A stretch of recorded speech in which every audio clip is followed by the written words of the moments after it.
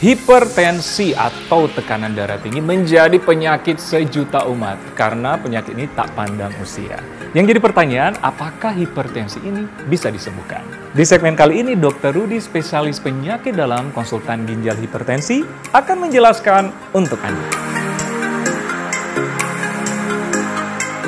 Hipertensi atau yang sering disebut sebagai silent killer ini memang harus diwaspadai ya, tapi sebenarnya apakah penyebab hipertensi?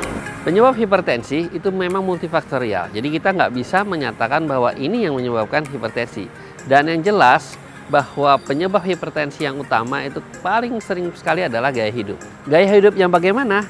Ya, yang pertama adalah gaya hidup yang tidak sehat. Pertama, makan makanan yang mengandung kadar garam tinggi. Kemudian juga makan makanan yang sangat banyak mengandung kadar-kadar kolesterol, lemak, darah, dan sebagainya. Dan yang terakhir adalah stres. Stres ini sangat sekali mempengaruhi gaya hidup kita.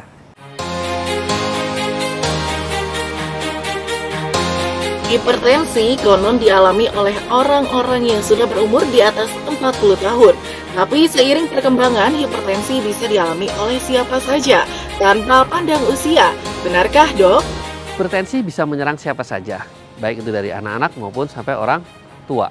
Banyak orang berpikir hanya terjadi pada orang tua. Nah, ini yang salah ya. Karena gaya hidup tersebut, maka juga mempengaruhi bahwa sekarang tren terjadinya hipertensi tidak hanya pada orang usia tua, tapi juga sebenarnya yang muda-muda.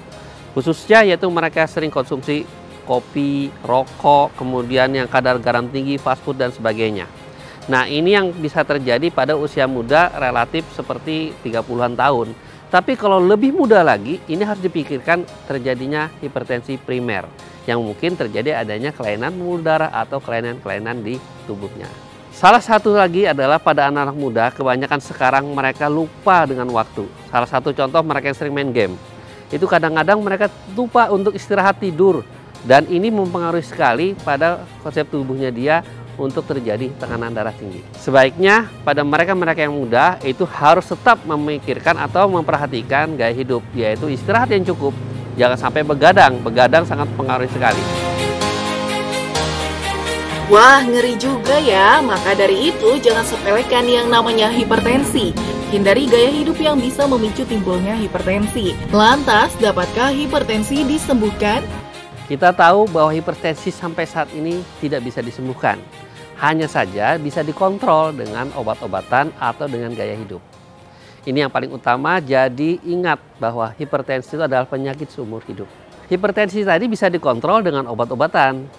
Nah, apabila dengan obat-obatan ini sudah terkontrol baik, kemudian diturunkan dosisnya, bahkan bisa dilepas obat-obat, maka hipertensi bisa terkontrol tanpa obat. Bagaimana dia tanpa obat ini?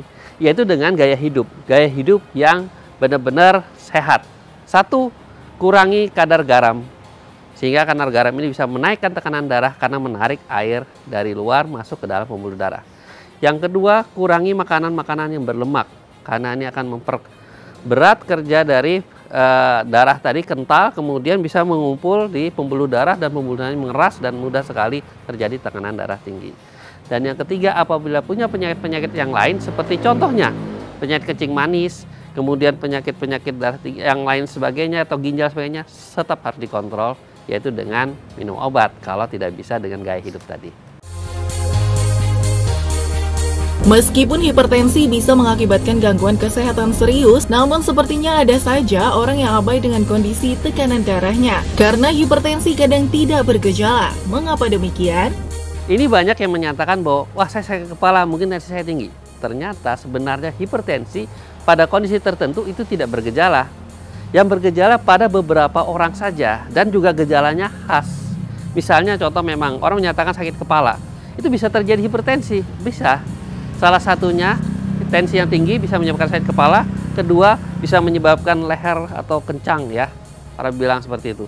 Yang ketiga bisa juga dia kadang-kadang mual, muntah dan sebagainya. Bila tekanan darah atau hipertensi ini tidak dikontrol, maka akan terjadilah komplikasi-komplikasi yang lebih berat.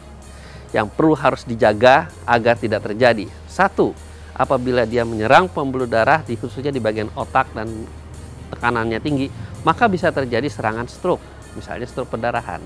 Kemudian tensi yang lama itu akan memperberat kerja jantung, sehingga jantung akan membesar atau terjadi juga serangan jantung pada saat itu. Nah, yang ketiga adalah bisa juga terjadi gangguan ginjal dan penyakit ginjal. Dan ternyata penyakit ginjal yang bahkan terjadinya cuci darah tadi, itu penyebab paling banyak adalah hipertensi untuk di Indonesia.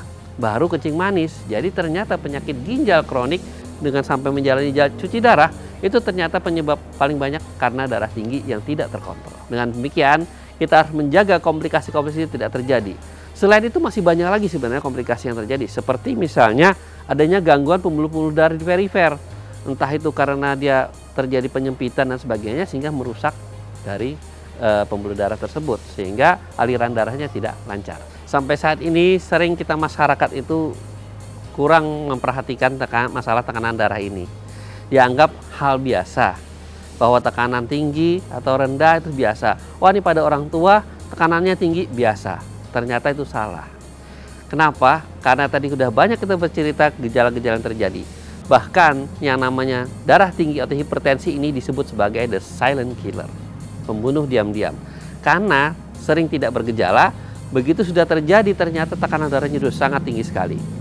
Untuk itu sebaiknya setiap orang itu tetap mengontrolkan diri untuk mengetahui berapa tekanan darahnya. Apabila terjadi kenaikan tekanan darah, konsultasikanlah kepada ahlinya. Nah, sekarang sudah jelaskan pemirsa, jangan remehkan dengan tensi Anda. Tetap kontrol tekanan darah, jangan sampai terlambat mengantisipasi gangguan hipertensi. Nah, Dokter Rudi, bagaimana tips agar kita tidak terkena hipertensi? Pertama adalah mengurangi atau makan makanan yang mengandung kadar garam tinggi. Yang kedua adalah mengurangi makanan-makanan yang berlemak tinggi. Nah, yang ketiga, mengontrol atau mengelola stres. Ini yang memang paling sulit sekali, karena hampir semua orang pasti punya stres. Tapi bagaimana kita mengelola agar kita tetap bisa menjaga supaya stres itu tidak berlanjut dan tidak memperburuk kondisi kita. Karena stres yang tinggi akan meningkatkan kadar kortisol. Hormon kortisol ini berpengaruh terhadap tekanan darah tinggi.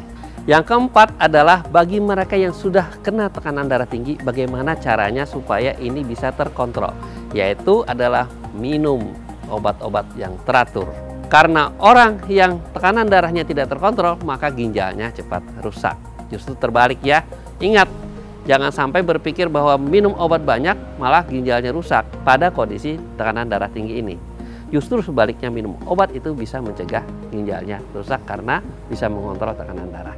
Saya Dr. Rudi Rafisa, spesialis penyakit dalam konsultan ginjal hipertensi.